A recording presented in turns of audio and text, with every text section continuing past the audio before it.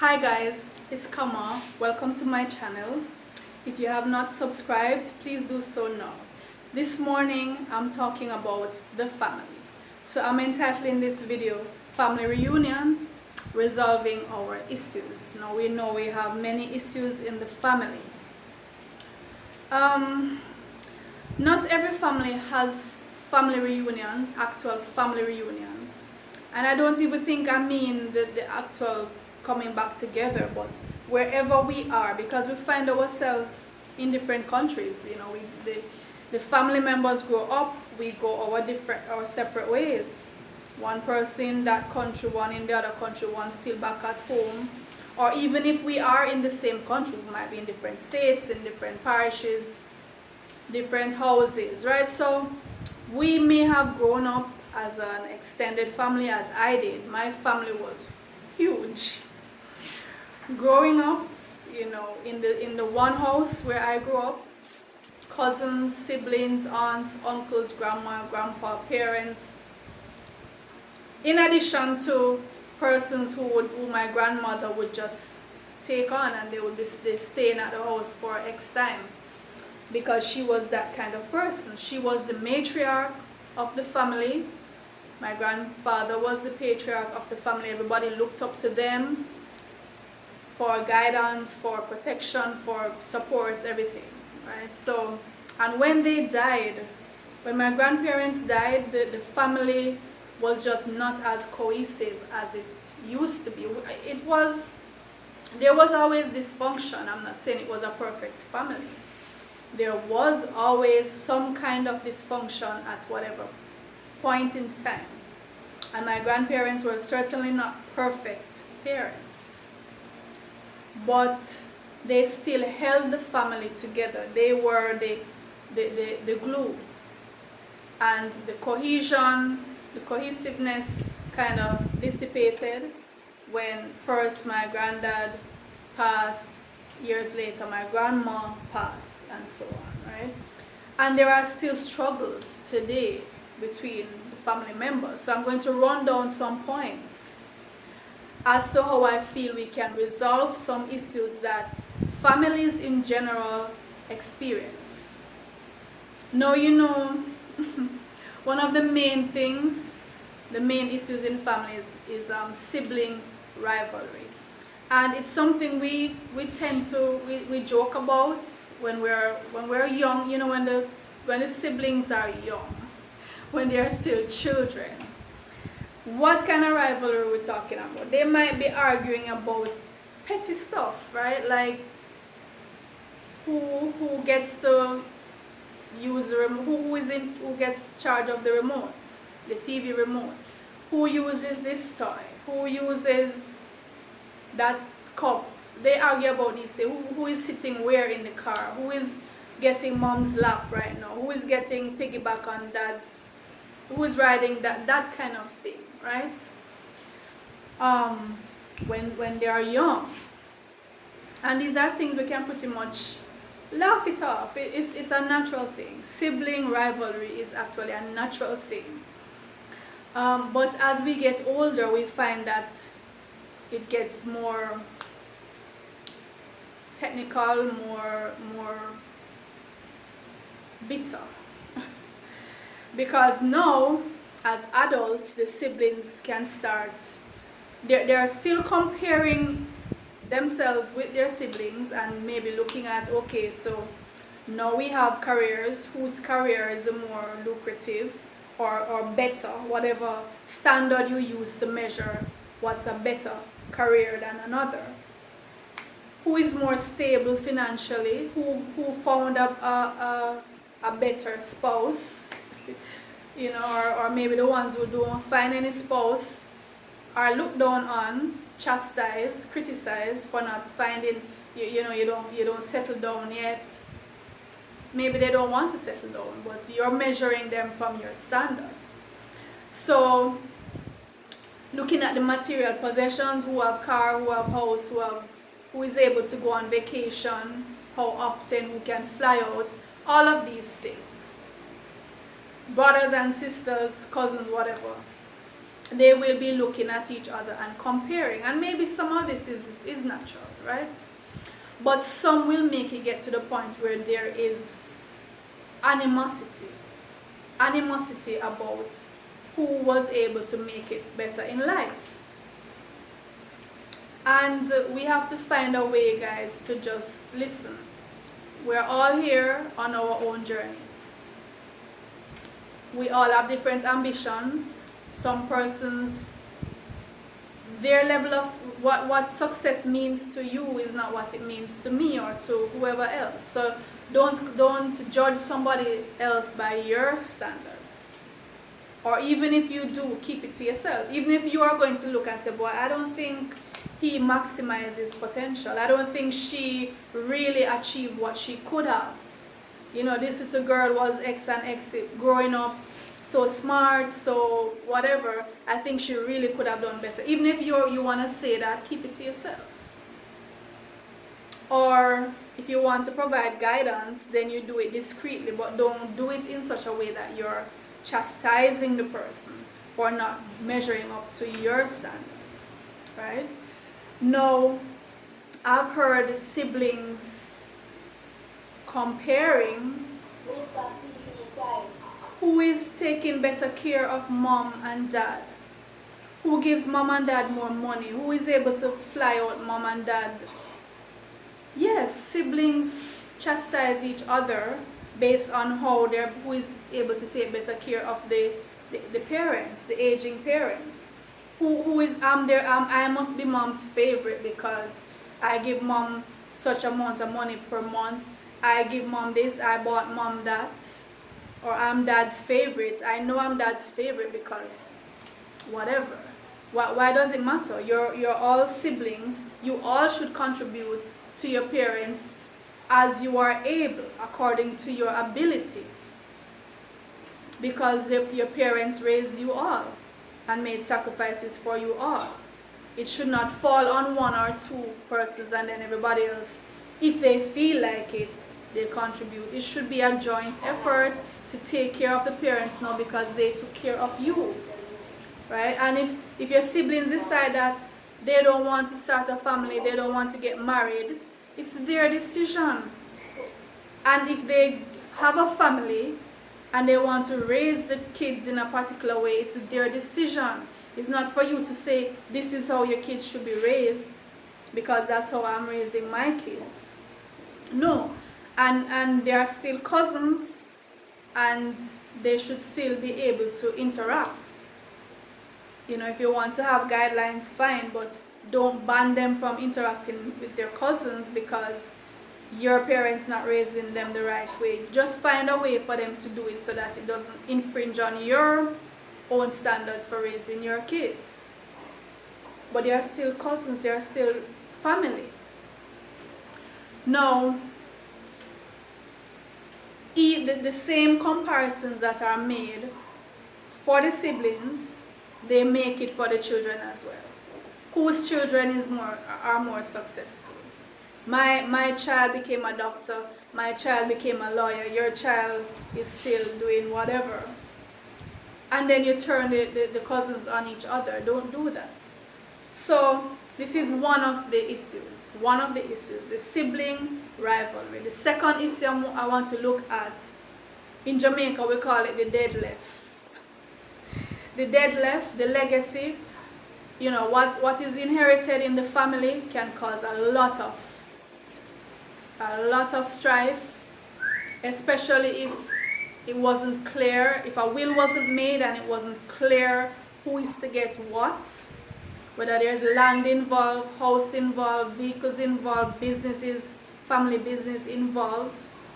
So the parents or whoever it is who will be handing these things down, encourage them to put it in writing, get legal documents if they're going to be parceling up the land. Who is to get this part, who is to get that part, who is to get that amount of land, so that the relatives don't have to be fighting over dead left, as we say, in my neck of the woods. It's a big thing, the dead left thing, when parents or grandparents or richer relatives die, and then everybody come down, even people who care about them, swooping down to see what's mine. And another thing that we, in Jamaica, I know, I guess it happens elsewhere, we used to have this thing where if the woman was living with the man in a common law relationship and the man dies, many of the relatives put the woman out. She gets nothing. You know, so we fight over what other people live their lives to accomplish. The dead left. You don't know how they got it. You didn't participate. Not one sweat went into the acquiring of it, and yet you're ready to fight to the death, sometimes to the literal death. Family killing family over land, house, car, business, cash, money. Paying other people to kill their family members for things that they did not work for. So we have to check ourselves with that, make sure the titles are there, the legal documents to say who is to get what. Down to grandma's wedding ring. You know, sometimes grandma and grandpa or whoever, you know, they can't, sometimes they know they're about to go, and they will call this relative, call that relative and say, here, I want you to take this ring. I remember my grandma, she gave me some silver spoons, you know, some other stuff too, but I particularly remember she said, I want you to have these silver spoons. I want this person to have that. But not just those things, but the actual, the real estate and that kind of thing, make sure they put it in writing. Put it in writing. Encourage your relatives to do that. Another point, now the black sheep in the family. We all know we have a black sheep in the family. I would say I'm the black sheep. The black sheep in my family. This kind of person is the one who stands out because of differences of opinion, particularly in the three categories that I'm always talking about: religion, politics, lifestyle. Usually this black sheep is somebody who says, I'm not going with your method of living on these three issues. We need to accept that we are different, and especially now when we're exposed to so much information and we are more free thinking, more persons are courageous enough to say, this is me, this is who I am, this is what I stand for. But we don't have to be at war. We can still interact as relatives, whether it's sexual orientation, the way you eat, what political party you vote for, if you don't want to have the same religion that you were brought up in, whatever it is. Let's agree to disagree and still be loving towards each other. Don't make the black sheep feel like an outcast. Well, let me tell you, most of these black sheeps don't care if you want to put them out. But so it's on the other side of the family that really going to suffer for the loss of this free thinking, very intelligent, usually, person. It's not the outlier who will suffer, because they have already liberated themselves and don't give a damn most time whether you want to embrace them or not. It's you who are going to lose from the association of this vibrant, intelligent, free-thinking person. It's your loss. So don't try to dictate to someone because they have a different view. And the outliers, I'm encouraging you, take a stand, assert yourself. This is who I am, this is where I'm going, but we don't have to be at war. Now, another issue is a very sensitive and delicate issue, but here what we have to face this issue of abuse in the family: sexual abuse, physical abuse, psychological abuse. We need to call out these abusers whom we have been harboring for decades. The uncle who loves to touch up the little ones as they're coming up, feel them up, touch them up, or actually have intercourse with them, and we know it. The grandfathers, the fathers, the uncles, we harbor them. In Jamaica, we call them the family ram. The family ram love to touch up the nieces and cousins and daughters. We need to, I am not going to say to you, I'm not putting myself in a position to say, take this person to court. That's going to be for you to decide if you want to go that route after X number of years, right? I'm saying though, as a family, we need to confront these family rams and these abusers, these persons who used to beat you till you're blue. I know a lot of persons now who are suffering because of that trauma, being beaten for nothing, for things that could have been resolved otherwise. So you need to be able to confront these persons and to tell them, we know what you've been doing and you need to stop or else. And that's the only way that these different kinds of abuse will stop. Because if they know that there's no safe harbor for them, we're going to expose them and we're going to litigate them, then they will stop. But because they know when the child go and complain, grandma go and hush it, mommy go and hush it, auntie go and hush it, they continue to do it. So we need to make them accountable, these family, and I'm not saying women don't do it either, but we all know it's mainly men when it comes to the sexual abuse, physical abuse, that kind of thing. It's mainly men who do it. We're not saying women don't do it. Now, another point, there are some persons who forbid their relative. You see, well, like, if the relationship goes bad, they will forbid the relatives from interacting with their ex, or they forbid the ex from interacting with the children that they raised.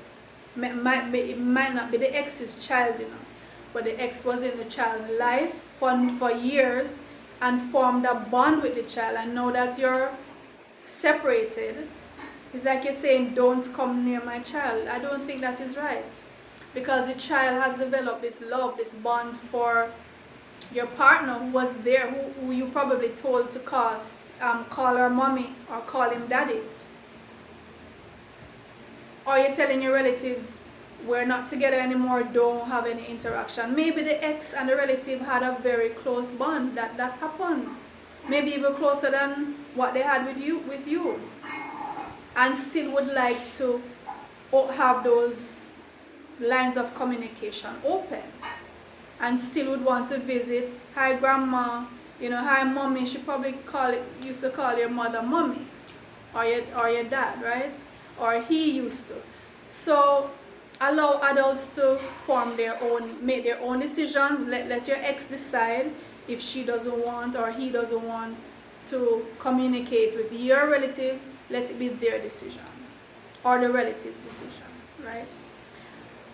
Now, another point, the freeloaders in the family, those who, the adults, they physically have become adults, but they have not developed that sense of responsibility to either branch off on their own or to be a productive member of the family, to be contributing to the bills, helping with the food, helping with the chores. I've seen in some families some freeloaders, and again, don't think that I'm singling out the men, but in most cases they are males. 30-odd-year-old, 40-odd-year-old, still single, sometimes unemployed, still living off the women. I see it too often. And grandmas still have to wash for them, still have to cook for them, still relying on grandma or the bigger sisters to do the chores, clean the house. you guys need to stop. And if some women doing it, you need, but I have seen mainly men do this. Still freeloading, depending on your sister, still to wash your underpants.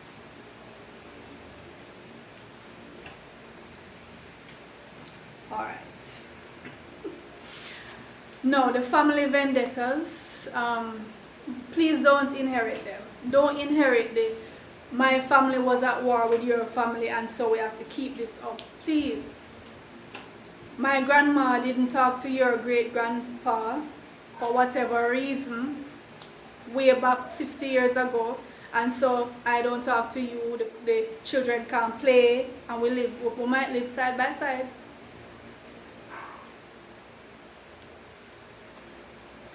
So that kind of thing needs to stop. No, I have a couple more points, so let me kind of speed up because this video is going on. There are persons in the family who have issues, and we know they have issues, and we need to say, you have a problem, let's go find some help for you, whether it's an alcoholic or other drug user, or maybe some mental issues with depression, maybe tried suicide a couple times and failed, that kind of thing, or unresolved issues. You know, if you were privy to certain, if you know, some persons have issues and they refuse to accept that they have a problem. And it can lead to even more problems later. So as family, we need to be able to sit this person down and say, you have a problem. Would you like some help? Would you like us to get you some help? Yeah, we have to be able to do that. Now, there are relatives who look down on other relatives because they feel like they are not of the same class. Yeah.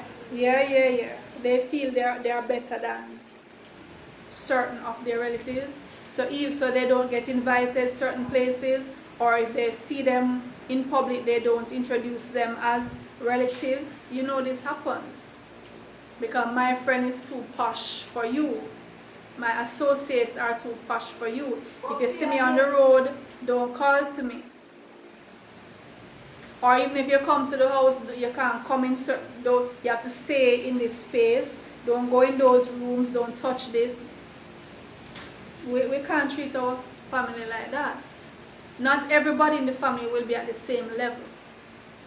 We have if the family is big, you might have some who are very poor, some who are richer. And we should try to help each other, though we shouldn't be looking down on those who are poorer or of a lesser class than us. Anything can happen here. Alright, so where am I now? So we need to examine how the family traditions have been making us ill. The soul food that grandma used to cook, and we all talk about grandma's home cooking. That's the reason grandma is no longer here with us. The soul cooking. That's the reason grandpa not here, because he died from diabetes and grandma had heart disease. That's the reason. The soul cooking. And we have to realize that some of these traditions that we have, yes, we are emotionally tied to them, but we have to be able to let go and start new traditions because they are killing us. The smoking, the drinking, the bad food. These are not good traditions. We need to get rid of them. Now, let's say the family has a business, or people in the family have started their own business. They're entrepreneurs. We need to tell our family members that we cannot be giving them free stuff. We can't be giving them discounts all the time, or the business is not going to prosper. And if we have a family business and certain members don't want to be in the business, they should be free to do what they want. They shouldn't feel obligated. You have to carry on because dad started the business, mom started the business, you must carry it. Would you like for somebody to tell you you must do this for the rest of your life? If you started a family business, and your son or daughter don't want to be a part of it, they want to do something else, hire somebody to manage the business. We shouldn't be like that. Alright, so I have two more points. So the next point is, there are certain family members who we take for granted. You know, maybe because they're just naturally kind-hearted, they're just natural people pleasers, they're just naturally generous. And we will milk these people to the bone. You know, you might have, everybody comes to this person. If they have an errand to run, everybody calls on this person. Something needs to be fixed, everybody calls on this person. We need to take a trip to the country, this person will be driving, and they're not contributing gas, they're not paying for the service, they're not paying for the time. That's not fair to your family members. If they have a skill, hire them as though you would hire somebody else to do the job. If they're taking you somewhere and it's a good distance, offer some gas, offer something. Don't use your family like that. Or if you have elderly persons or disabled persons in the family, this particular family member is like they are the ones who grandma must stay with this person, or the disabled family members have to stay. This person has no life. They have no freedom to go do what they want, and then everybody else gone to make their life. That's not fair for this one person to be stuck. At least take turns. This person shouldn't just have to be there, maybe because they're not as educated, you feel like they must stay and take care of the elderly members or the disabled members. You would not want that to be done to you. You know? So, my last point, the bills that can accrue or the bills that we can face when certain events occur in the family, particularly death. You know, and then you see persons having to start GoFundMe accounts, begging strangers. Nobody likes to do it. Well, maybe you have some who like it, but most persons don't like to have to do that. So it's something that the family together must come and say, okay, if you know you have a relative who is ill and, you know, more than likely will die or getting up in years, what do we do if this person dies? What does this person want to be done? Do they want to be cremated? Do they want to be buried? Do they have insurance? Do we have a fund? Where do they want to be buried? People fight over these things. People fight about daddy must bury there. No, he must bury down country. No, he must bury abroad. People fight, people argue over these things, and then you go to the funeral and everybody vex because the funeral, this one vex, that one vex. So these are some issues that we have to resolve, guys. When we have our reunions, we can talk about these things, or wherever we are. Right now we can have online family meetings, just like how we have online classes and online business meetings. We can have online family meetings if we can't physically be there for whatever reason, the expense or the convenience or the lockdown. Online family meetings, let's talk. Okay? So that's my 2 penny worth on the family reunion for today. You know I'm gonna come with more. That's it for now. Alright, so take care, guys.